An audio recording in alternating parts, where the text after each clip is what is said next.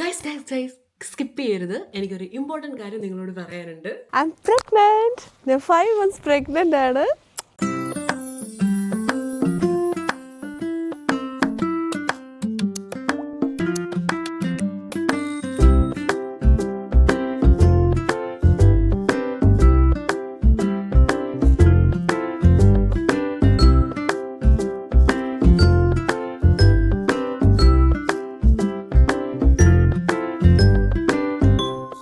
Good news നിങ്ങളോട് share ചെയ്യാനായിട്ട് ഒരു 5 months വരെ എനിക്ക് കാത്തിരിക്കേണ്ടി വന്നു. വേറൊന്നും കൊണ്ടല്ല, ഞാൻ ഓർത്തു എല്ലാം നമ്മൾ ടെസ്റ്റും കാര്യങ്ങളും എല്ലാം കഴിഞ്ഞ് കുഞ്ഞിന്റെ അനോമലി സ്കാൻ എല്ലാം കഴിഞ്ഞിട്ട് ഇതൊക്കെ ഷെയർ ചെയ്യാവുന്നു. അപ്പൊ ഇന്ന് 5th month സ്കാൻ ആയിരുന്നു. ആക്ച്വലി ഇത് സെക്കൻഡ് ടൈം ആണ് 5th month സ്കാൻ ചെയ്യുന്നത്. ഫസ്റ്റ് ടൈം 10 days മുന്നേ പോയപ്പോൾ ബേബി പൊസിഷൻ അങ്ങോട്ട് ശരിയായിട്ടെല്ലാം കാണിച്ചു തരുന്നില്ലായിരുന്നു. അപ്പോൾ റിപ്പീറ്റ് സ്കാൻ പറഞ്ഞു. കുറച്ച് പാർട്സ് അതിൽ കാണാനുണ്ടായിരുന്നു. അപ്പോൾ ഇന്ന് പോയപ്പോൾ അതെല്ലാം വിസിബിൾ ആയിരുന്നു. അപ്പോൾ അതെല്ലാം ചെക്ക് ചെയ്തു. ദൈവത്തിന്റെ കൃപയാൽ എല്ലാം നോർമലാണ്, കുഴപ്പമൊന്നും ഇതുവരെ ഇല്ല. അപ്പൊ ഞാൻ ഇപ്പൊ നമുക്ക് ഈ ഗുഡ് ന്യൂസ് എല്ലാവരുമായിട്ട് ഷെയർ ചെയ്യാവുന്ന. പിന്നെ രണ്ടാമത്തെ കാര്യം, ഞാൻ വെയിറ്റ് ചെയ്യാൻ എൻ്റെ ഹസ്ബൻഡും കൂടെ വരട്ടെന്ന് ഓർത്തു. കാരണം ഞാൻ പ്രഗ്നന്റ് ആയി കഴിഞ്ഞിട്ട് ഞങ്ങൾ ഇപ്പോഴാണ് കാണുന്നത്. പുള്ളി ഇവിടുന്ന് ലാസ്റ്റ് ടൈം പോയി കഴിഞ്ഞാണ്, ഒരു ഫ്യൂ ഡേയ്സ് കഴിഞ്ഞപ്പോഴാണ് ഞാൻ പ്രഗ്നന്റ് ആണെന്നേ അറിയുന്നത്. ആക്ച്വലി ഇത് ഞങ്ങൾ ഒത്തിരി അവൈറ്റ് ചെയ്തൊരു മൊമെന്റ് ആണെന്ന് തന്നെ പറയാം. അതുകൊണ്ടാണ് ഇത്തവണ ശിവദാസം വന്നപ്പോൾ എനിക്ക് ഒത്തിരി എക്സൈറ്റ്മെന്റും ഞാൻ കുറച്ച് സ്പെഷ്യലാണ് നിങ്ങളോട് എന്താന്നൊക്കെ പറയാമെന്നൊക്കെ പറഞ്ഞത്.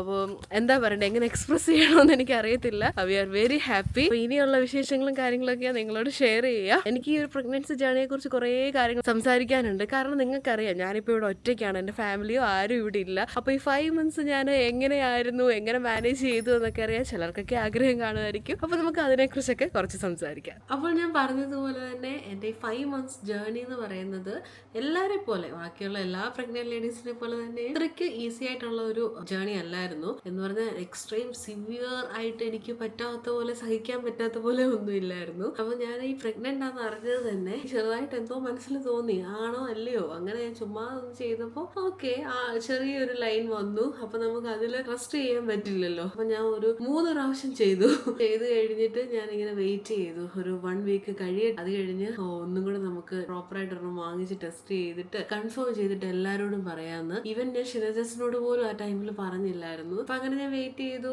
കുറച്ച് ദിവസം കഴിയുമ്പോൾ ടെസ്റ്റ് ഒക്കെ ചെയ്തപ്പോൾ പോസിറ്റീവ് ആയിരുന്നു. അപ്പോൾ അങ്ങനെ വീട്ടിൽ വിളിച്ചിട്ട് എല്ലാവരുടെ അടുത്തും പറഞ്ഞു.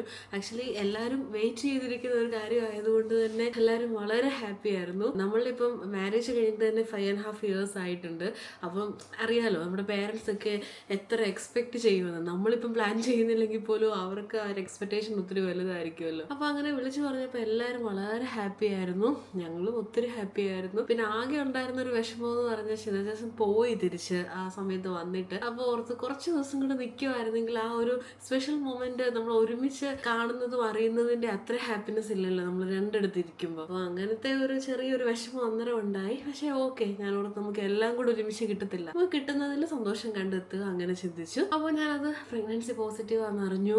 അത് കഴിഞ്ഞപ്പോൾ ഇവിടെ എന്തൊക്കെയാണ് പ്രൊസീജിയേഴ്സ് ചെയ്യേണ്ടതെന്ന് എനിക്ക് അറിയില്ലായിരുന്നു. അപ്പോൾ ഞാൻ ഷെറിൻ ചേച്ചി ഉണ്ടായിരുന്നല്ലോ, ചേച്ചിയെ വിളിച്ചിട്ട് ചോദിച്ചു. അപ്പോൾ ഫസ്റ്റ് തന്നെ എൻ്റെ അടുത്ത് ചേച്ചി പറഞ്ഞത് ഒരു ബാഡ്സർ നോട്ട് എന്ന് പറഞ്ഞൊരു ആപ്പ് ഉണ്ട്, അപ്പോൾ അതിൽ രജിസ്റ്റർ ചെയ്യണം. അപ്പോൾ ആപ്പ് ഡൗൺലോഡ് ചെയ്തിട്ട് രജിസ്റ്റർ ചെയ്ത് കഴിയുമ്പോൾ നമുക്ക് മിഡ് വൈഫ് നമ്മളെ കോൺടാക്ട് ചെയ്യും, നമുക്ക് ഡേറ്റ് തരും. ഫസ്റ്റ് നമ്മളുടെ സ്കാനിങ്ങിന്റെ മിഡ് വൈഫ് അപ്പോയിന്റ്മെന്റിന്റെ ഫസ്റ്റ് നമുക്ക് കമ്മ്യൂണിറ്റി മിഡ് വൈഫിന്റെ അപ്പോയിന്റ്മെന്റ് ആണ്. അപ്പോൾ ഇതാണ് ബാഡ്സർ നോട്ട് എന്ന് പറഞ്ഞിട്ടുള്ള ആപ്പിന്റെ ലോഗോ ഇതാണ്.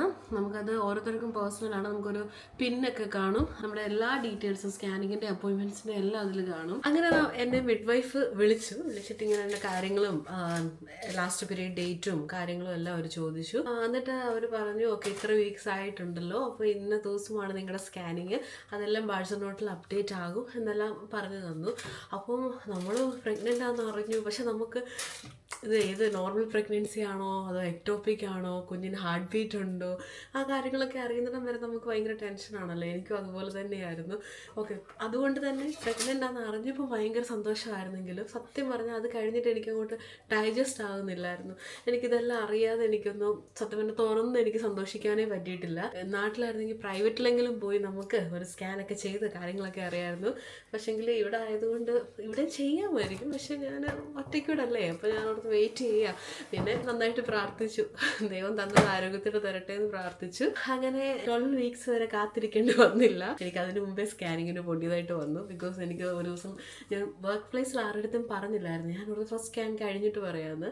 അപ്പോൾ ഒരു 8 വീക്സ് ഒക്കെ ആയപ്പോഴാണെന്ന് തോന്നുന്നു, 7 or 8 വീക്സ് ആയപ്പോൾ ഡ്യൂട്ടി ചെയ്തുകൊണ്ടിരുന്നപ്പോൾ എനിക്ക് ഭയങ്കര ബാക്ക് പെയിനും ഒരു ലോവർ അബ്ഡോമിനൽ പെയിനും ലെഫ്റ്റ് സൈഡിൽ ഒത്തിരി പെയിൻ, സിവിയർ പെയിനുമായിട്ട് എനിക്ക് നിൽക്കാൻ പറ്റിയില്ല. അപ്പോൾ എൻ്റെ വാർഡിലെല്ലാവരും അറിഞ്ഞു ഓക്കെ പ്രഗ്നൻ്റ് ആണ് എന്നുള്ള കാര്യം. എൻ്റെ ലൈൻ മാനേജറിന് മാത്രമേ അറിയത്തുള്ളായിരുന്നു. അപ്പോൾ അവിടുന്ന് ഞാൻ ED പോയി, എമർജൻസിയിൽ പോയി, മിഡ് വൈഫിനെ വിളിച്ചു. അപ്പോൾ എന്നോട് പറഞ്ഞു എമർജൻസിയിൽ പെട്ടെന്ന് തന്നെ ചെല്ലാൻ പറഞ്ഞു. അവിടെ ചെന്നപ്പോൾ അവർ സ്കാൻ ചെയ്ത് നോക്കിയപ്പോൾ അന്നേരം അവർക്ക് ഡീറ്റെയിൽഡ് നമ്മുടെ ഗൈനക് സ്കാൻ ഒന്നും ചെയ്യത്തില്ല. അവർ നോർമൽ നമ്മുടെ എക്സ്ട്രാ ഫ്ലൂയിഡ് വല്ലതും ഉണ്ടോ അങ്ങനെ നോക്കാൻ വേണ്ടി മാത്രമേ ചെയ്യത്തുള്ളൂ. അപ്പോൾ അതവർ ചെയ്തു. അപ്പോൾ അതിലൊന്നും കാണുന്നില്ല എന്ന് പറഞ്ഞു. അന്നേരം തന്നെ അവർ പ്രഗ്നൻസി ക്ലിനിക്കിലോട്ട് റെഫറൽ ചെയ്തിട്ട് എൻ്റെ ഹോസ്പിറ്റലിൽ തന്നെ 2nd ഫ്ലോറിലാണത്. അപ്പോൾ എനിക്ക് നെക്സ്റ്റ് ഡേ തന്നെ അപ്പോയിൻമെൻറ്റ് തന്നു സ്കാനിങ്ങിന്. അപ്പോൾ അങ്ങനെയാണ് 8 വീക്സിൽ തന്നെ ഞാൻ ഫസ്റ്റ് സ്കാനിങ്ങിന് പോയി. അപ്പോൾ അങ്ങനെ ഓക്കെ അവിടെ ചെന്നപ്പോൾ എക്ടോപിക് പ്രഗ്നൻസി ഒന്നുമില്ല, കുഞ്ഞ് യൂട്രസിൻ്റെ അകത്ത് തന്നെയാണ്. അപ്പോൾ ഹാർട്ട് ബീറ്റ് ഉണ്ട്, അത്ര സ്ട്രോങ് ആയിട്ടില്ലായിരുന്നു, കാരണം ഒരു 7 വീക്സ് കഴിഞ്ഞത് എന്തോ ഉണ്ടായിരുന്നുള്ളൂ. അപ്പോൾ അവർ പറഞ്ഞു അത് ടൈം എടുക്കും, പക്ഷെ ഹാർട്ട് ബീറ്റ് പ്രസൻ്റ് ആണ്. അപ്പോൾ ഓക്കെ, ഒരു സൈഡിൽ നിന്ന് ആശ്വാസമായി, എക്ടോപിക് അല്ല നോർമൽ പ്രഗ്നൻസി ആണ്. ഓക്കെ, കാരണം പെയിനോട് വന്നപ്പോൾ നമ്മളിങ്ങനെ ഡൗട്ട് ആവുമല്ലോ വേറെ എന്തെങ്കിലും കൈൻഡ് ഓഫ് പ്രഗ്നൻസി ആണോ എന്ന്. അപ്പോൾ അതിലൊരു സമാധാനമായി. പിന്നെയും വെയിറ്റ് ചെയ്തു, ഹാർട്ട് ബീറ്റ് സ്ട്രോങ് ആകണമല്ലോ. അപ്പോൾ അങ്ങനെ വെയിറ്റ് ചെയ്ത് 2 വീക്സ് കഴിഞ്ഞപ്പോൾ ചെറിയൊരു സ്പോട്ടിങ് ആയി. അപ്പോൾ ഞാൻ ശരിക്കും പേടിച്ചു പോയി എന്താ പറ്റിയെന്ന്.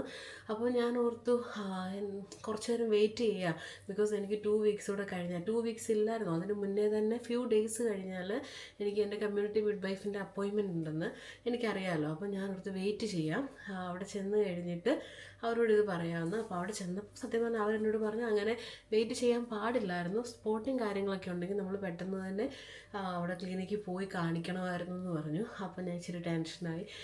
ഞാൻ ഓർത്തു ഓൾറെഡി ഒരു സ്കാൻ 12 വീക്സിന് മുന്നേ ചെയ്തു, ഇനിയിപ്പോൾ ഓർത്തു അവരോട് സംസാരിച്ചിട്ട് നമുക്ക് ചെയ്യാമെന്നുള്ളത്. കാരണം 1 ഡേ മാത്രമേ സ്പോട്ടിങ് ഉണ്ടായിരുന്നുള്ളൂ, എനിക്ക് പെയിനോ കാര്യമോ ഒന്നും ഇല്ലായിരുന്നു. അങ്ങനെ മിഡ് വൈഫ് എനിക്ക് ഒരു അപ്പോയിൻമെൻറ്റ് ഡേറ്റ് തന്നു. പെട്ടെന്ന് തന്നെ നെക്സ്റ്റ് ഡേയിലോട്ട് അവർ റെഫർ ചെയ്തിട്ട് ഒരു അപ്പോയിൻമെൻറ്റ് ഡേറ്റ് തന്നു. അന്ന് സ്കാനിങ്ങിന് പോയപ്പോൾ കുഞ്ഞിൻ്റെ ഹാർട്ട് ബീറ്റും എല്ലാം സ്ട്രോങ് ആയി. അപ്പം എല്ലാം കറക്റ്റ് ആണെന്ന് മനസ്സിലായി. സത്യം പറഞ്ഞാൽ ആ നിമിഷമാണ് എനിക്ക് സമാധാനമായത്. ആ നിമിഷം സമാധാനമായി. പക്ഷേ അത് കഴിയുമ്പോൾ പിന്നെ അടുത്തടുത്ത ഡൗട്ട്സ് അല്ലേ, അയ്യോ ഇനിയിപ്പം ഇത് ND സ്കാൻ ഉണ്ട്, അതിലെല്ലാം നോർമൽ ആയിരിക്കുമോ, അങ്ങനെയൊക്കെ ചിന്തിച്ചു. അപ്പോൾ എനിക്ക് ഈ ഒരു സ്കാൻ ആ ഒരു ടൈമിൽ ചെയ്തതുകൊണ്ട് ND സ്കാൻ 1 വീക്ക് കൂടെ അവർ പോസ്റ്റ്പോൺ ചെയ്തിട്ട് ഒരു 1 more വീക്ക് കൂടെ കഴിഞ്ഞിട്ടാണ് ചെയ്തത്. അപ്പോൾ അതൊരു എന്താ പറയുക വെയിറ്റിംഗ് പീരീഡ് ആണ്, പക്ഷേ ഒരു പകുതി ആശ്വാസമായിട്ടുണ്ടായിരുന്നു. ഓക്കെ, കുഞ്ഞ് എല്ലാം ഹാർട്ട് ബീറ്റും കാര്യങ്ങളും എല്ലാം സ്ട്രോങ് ആണ്, കുഴപ്പമൊന്നും ഇല്ല, എനിക്കിപ്പോൾ പെയിനോ സ്പോട്ടിങ്ങോ ഒന്നും ഇല്ല, അങ്ങനെ ഒരു വിശ്വാസം ഉണ്ടായിരുന്നു. അപ്പോൾ അതിനുവേണ്ടി ഞാൻ പിന്നെ വെയിറ്റ് ചെയ്തു ND സ്കാനിന് വേണ്ടി. അങ്ങനെ ND സ്കാനിൻ്റെ ഡേ ആയി. അപ്പോൾ എൻ്റെ കൂടെ ഈ സ്കാനിങ്ങിനെല്ലാം വരുന്നത് എൻ്റെ ഫ്രണ്ട്സ് ആരെങ്കിലും ആയിരിക്കും. അപ്പോൾ അവിടെ ചെന്നു, ബേബിയുടെ എല്ലാ ഹാർട്ട് ബീറ്റ് എല്ലാം നല്ല സ്ട്രോങ് ആയി, ബാക്കി എല്ലാ കാര്യങ്ങളും പെർഫെക്റ്റ് ആണെന്ന് മനസ്സിലായി. അപ്പോൾ നല്ല ആശ്വാസമായി. പിന്നെ നമ്മൾ എല്ലാവരോടും പറയാൻ തുടങ്ങി പ്രഗ്നൻ്റ് ആണെന്നുള്ള കാര്യം. അപ്പോൾ 3 മാസം വരെ സ്കാനിങ്ങും കാര്യങ്ങളും അങ്ങനെ പോയി. എന്നാൽ ഈ 3 മാസം എനിക്കുണ്ടായിരുന്ന സിക്നസ്സും കാര്യങ്ങളും അത് കുറച്ച് കൂടുതലായിരുന്നു. ഫസ്റ്റ് മന്ത് നമ്മൾ അറിഞ്ഞിട്ടേ ഇല്ലല്ലോ. 2 months ആകാറാകുന്നതിന് വരെ എനിക്ക് പ്രശ്നമേ ഇല്ലായിരുന്നു. അത് കഴിഞ്ഞപ്പോൾ എനിക്ക് നോസിയ സ്റ്റാർട്ട് ചെയ്തു. വോമിറ്റിംഗ് ഇല്ലായിരുന്നു എനിക്ക് തുടക്കത്തിൽ, ഭയങ്കര നോസിയ, എനിക്ക് ഫുഡ് കഴിക്കാൻ പറ്റത്തില്ല. ഞാൻ ഫുഡ് 1 ടൈമൊക്കെ ആയി ഫുഡ് കഴിക്കുന്നത്, എനിക്ക് കഴിക്കാൻ പറ്റാത്തൊരവസ്ഥയിലോട്ടായി. അപ്പോൾ അത് കുറേ ഇപ്പോൾ നമ്മൾ ഓൾറെഡി നമുക്ക് ഫുഡ് ഉണ്ടാക്കാൻ പറ്റുന്നില്ല. എനിക്കാണെങ്കിൽ കേരള ഡിഷസ് കഴിക്കാനായിരുന്നു അന്നേരം ഇഷ്ടം. അപ്പോൾ ആലിസിനാണെങ്കിൽ അവൾക്ക് കേരള ഫുഡ് അത്ര അറിയില്ലല്ലോ. അപ്പോൾ അങ്ങനെ കുറച്ച് ബുദ്ധിമുട്ടൊക്കെ ഉണ്ടായി. അത് അങ്ങനെ 3 മാസം വരെ പോയി. 3 മാസം കഴിയുമ്പോൾ എല്ലാം മാറുമെന്ന് എല്ലാവരും നമുക്ക് ശുഭാപ്തി വിശ്വാസം തന്നു. പക്ഷേ അത് വെറുതെ ആയിരുന്നു. 3 മാസം കഴിഞ്ഞപ്പോൾ എനിക്ക് ഫുഡ് കഴിക്കുന്നതിന് മുമ്പുള്ള നോസിയ ഫുഡ് കഴിഞ്ഞിട്ടായി. ഫുഡ് കഴിച്ച് കഴിയുമ്പോഴത്തേക്കിന് വായിക്കൂടെ സലൈവ പ്രൊഡ്യൂസ് ആകുന്നു.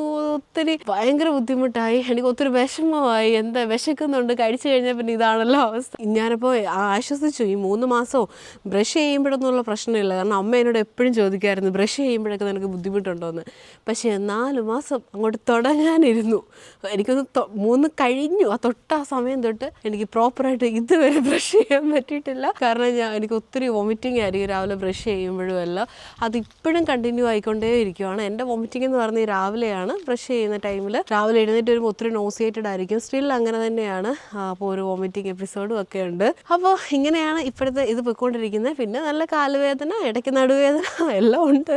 പക്ഷേ അങ്ങ് ഒട്ടും സഹിക്കാൻ പറ്റാത്തതായിട്ട് എനിക്കില്ല. എനിക്ക് നോസിയ മാത്രമായിരുന്നു ഒത്തിരി ബുദ്ധിമുട്ട് തോന്നിയത്. ബാക്കി വേദനകളും കാര്യങ്ങളൊക്കെ നമ്മൾ എൻജോയ് ചെയ്യുന്നുണ്ട്. ആ വേദനകളൊക്കെ വരുമ്പോഴേ നമ്മൾ ഓർക്കത്തുള്ളൂ ഇങ്ങനെ ഒരാൾ ഉള്ളിലുണ്ടെന്നുള്ളത്. അല്ലെങ്കിൽ പിന്നെ നമ്മൾ നോർമലി പോകുന്നു വരുന്നത്. കാരണം ഇപ്പോൾ വയറൊക്കെ ഇപ്പോഴാണല്ലോ ആയി വന്നത്. അപ്പോഴാണ് കുറച്ച് കോൺഷ്യസ് ആയത്. അതിന് മുമ്പേ ഞാൻ ചിലപ്പോൾ മറന്നു പോകുമായിരുന്നു ഞാൻ പ്രഗ്നൻ്റ് ആണെന്നുള്ള കാര്യം. അപ്പോൾ എന്താണെങ്കിലും അങ്ങനെ 5 മാസം വരെ എത്തി. അപ്പോൾ ഇന്നലെ ഞങ്ങൾ സ്കാനിങ്ങിന് പോയപ്പോൾ കുഞ്ഞിൻ്റെ റിപ്പോർട്ടും സ്കാൻ ഫോട്ടോസൊക്കെ കിട്ടിയിട്ടുണ്ട്. ഇനി നമുക്ക് അത് പോയി കാണാം. ഇതിപ്പോൾ നമ്മൾ എപ്പോൾ റീൽസ് ആണെങ്കിലും യൂട്യൂബൊക്കെ ആണെങ്കിലും തുറന്നു നോക്കുമ്പോൾ എല്ലാവരും പ്രഗ്നൻസി റിവീൽ ചെയ്യുന്നു, ഇതുപോലെ കുഞ്ഞിൻ്റെ ഫോട്ടോസും കാര്യങ്ങളും ഒക്കെ കാണിക്കുന്നു. അപ്പോൾ എനിക്കും വളരെ ഒത്തിരി ആഗ്രഹം ഉണ്ടായിരുന്നു ഇതൊന്ന് കാണണം. നമ്മുടെ കയ്യിൽ നമ്മുടെ ഓൺ ബേബിയുടെ ഇത് കിട്ടിയിട്ടൊന്ന് നോക്കണം ഇത് എങ്ങനെയാണ് എന്നുള്ളത്. ആക്ച്വലി ഞാൻ ഒത്തിരി ആഗ്രഹിച്ച ഒരു കാര്യമാണ്. അപ്പോൾ അത് ഞാൻ ഒത്തിരി ഗ്രേറ്റ്ഫുള്ളാണ്, ദൈവത്തിനോട് താങ്ക്ഫുള്ളാണ്. നമുക്ക് ഇത്രയും നല്ല ഹെൽത്തി ആയിട്ട് കുഴപ്പമൊന്നുമില്ലാതെ ഇതുവരെ വന്നു. പിന്നെ ഇങ്ങനെ ഒരു സാധനം നമ്മളുടെ സ്വന്തം ജനിക്കുന്നതിന് മുമ്പേ നമ്മുടെ കുഞ്ഞിൻ്റെ ഒരു ഫോട്ടോ കാണാൻ പറ്റി. അത് പിന്നെ മൂവ് ചെയ്യുന്നത് കാണാൻ പറ്റി. അകത്ത് കിടന്നിട്ട് അതൊക്കെ ഇങ്ങനെ കൈ പൊക്കിയൊക്കെ കാണിക്കും നമ്മൾ സ്കാനിങ്ങിന് ചെല്ലുമ്പോൾ. ഒരു ദിവസം ചെന്നപ്പോൾ കാലെടുത്ത് തലയിൽ വെച്ചേക്കുമായിരുന്നു.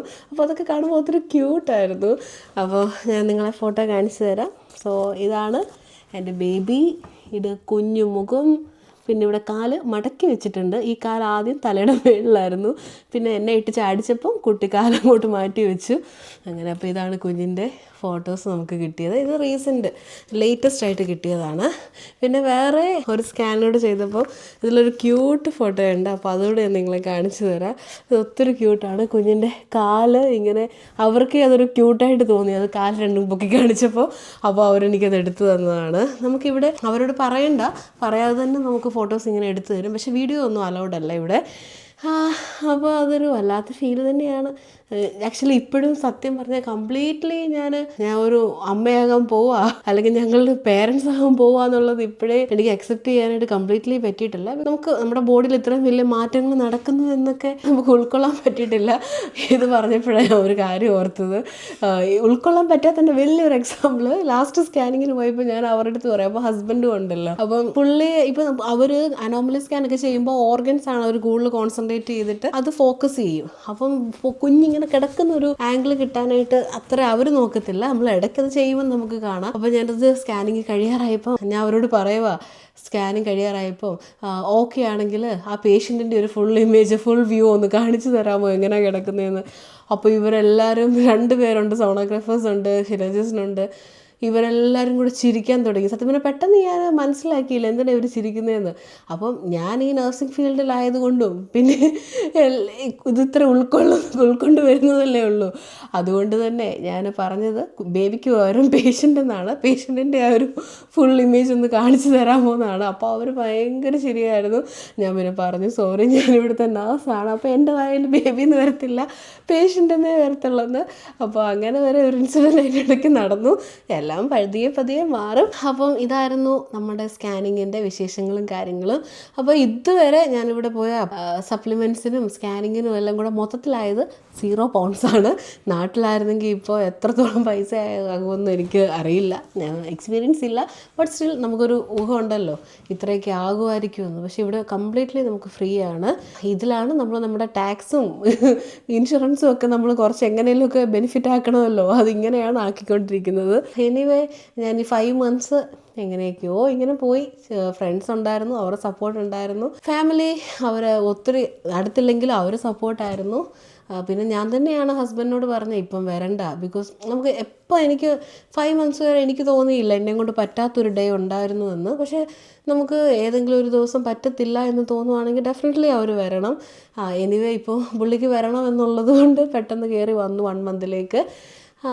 ഇനിയിപ്പോൾ നമുക്ക് ഡെലിവറി ടൈം ആകുമ്പോഴത്തേക്കിന് പിന്നെയും വരുന്നതായിരിക്കും. നമ്മൾ ഇവിടെ തന്നെയാണ് ഡെലിവറി പ്ലാൻ ചെയ്തേക്കുന്നത്. അപ്പോൾ നിങ്ങൾക്ക് ആർക്കും ബോറടിച്ചില്ല എന്ന് വിചാരിക്കുന്നത് ഞാൻ കുറേ നേരമായിട്ട് സംസാരിക്കുകയാണ്. അപ്പോൾ നിങ്ങൾക്കിപ്പോൾ എന്നെ കുറേ നാളുണ്ട് വീഡിയോസ് കാണുന്നവർക്ക് എൻ്റെ ഫേസ് കണ്ടിട്ടോ എൻ്റെ ചേഞ്ചസ് കണ്ടിട്ടോ എന്ത് ബേബിയാ ബോയ് ആണോ ഗേളാണോ എന്ന് ജസ്റ്റ് ഒന്ന് ഗസ് ചെയ്യുക. നിങ്ങൾക്ക് എന്താ തോന്നുന്നതെന്ന് അതൊരു ക്യൂരിയോസിറ്റി, ബാക്കിയുള്ളവർ എന്താണ് ചിന്തിക്കുന്നതെന്ന്. ഇപ്പം വാർഡിലൊക്കെ പോകുമ്പോഴാണെങ്കിലും എപ്പോഴും എല്ലാവരും എന്നെ കണ്ടിട്ട് ഒരാൾ ബോയ് എന്ന് പറയും, 5 മിനിറ്റ് കഴിഞ്ഞ് ഒരാൾ വന്നിട്ട് ഗേൾ എന്ന് പറയും. അപ്പോൾ നമുക്കും അറിയില്ല, നമ്മൾ ജെൻഡർ അറിഞ്ഞു, പക്ഷെ അത് ഞങ്ങൾക്ക് 2 പേർക്കും അറിയില്ല. മൂന്നാമത്തെ ആളായ ആലിസിനാണ് അറിയാവുന്നത്. അവളാണ് ജെൻഡർ എഴുതി വാങ്ങിച്ചത്. ബിക്കോസ് അവൾ എന്തോ ഒരു ജെൻഡർ റിവീൽ പാർട്ടി പോലെ പെട്ടെന്ന് തന്നെ പ്ലാൻ ചെയ്യുന്നുണ്ട്. അപ്പോൾ അന്നേ നമ്മൾ അറിയത്തുള്ളൂ. അതുകൊണ്ട് തന്നെ ഞങ്ങളുടെ ഇപ്പോൾ എന്നുള്ള പ്രാർത്ഥന കുഞ്ഞിനെക്കാട്ടിലും ആദ്യം ഞങ്ങൾ അവൾക്ക് വേണ്ടിയാണ് പ്രാർത്ഥിക്കുന്നത്. കാരണം ജെൻഡർ അവൾക്കാണ് അറിയാവുന്നത്. അവളെ കാത്തുകൊള്ളണേതാണ് ഞങ്ങളുടെ പ്രാർത്ഥന. അപ്പോൾ ജെൻഡർ അവൾക്കറിയാം, നമുക്കറിയില്ല എന്താണെന്ന്. ഓക്കെ, എനിക്ക് സത്യം പറഞ്ഞാൽ പണ്ടൊക്കെ എൻ്റെ മനസ്സിൽ കുഞ്ഞുണ്ടാകുമ്പോൾ അറിഞ്ഞാൽ മതി എന്നുള്ളൊരു ചിന്തയായിരുന്നു. പക്ഷെ ഇപ്പം എന്തോ അറിയില്ല, പെട്ടെന്ന് തന്നെ മനസ്സ് മാറി. ഞാൻ ഈ പ്രാവശ്യം അറിയാമെന്ന് വിചാരിച്ചു. അറിഞ്ഞാലും അറിഞ്ഞില്ലെങ്കിലും നമ്മൾ ഏതാണെങ്കിലും നമുക്ക് ഹാപ്പിയാണ്. ബിക്കോസ് നമ്മുടെ ഫസ്റ്റ് ബേബിയാണ്. നമുക്കങ്ങനെ ഇന്നത് വേണോ എന്നൊന്നും ഇതുവരെ ഇല്ല. ഒരു ഹെൽത്തി ബേബി, നമുക്ക് അത്രയേ ഉള്ളൂ. അപ്പോൾ നിങ്ങൾ ഗസ് ചെയ്യുക, കമൻറ്റ് ചെയ്യുക, എല്ലാവരും പ്രാർത്ഥനയിൽ ഞങ്ങളെ ഓർക്കുക. അപ്പോൾ ഇനി എന്താണെങ്കിലും അടുത്ത വീഡിയോ കാണുന്നവരെ ബൈ ബൈ.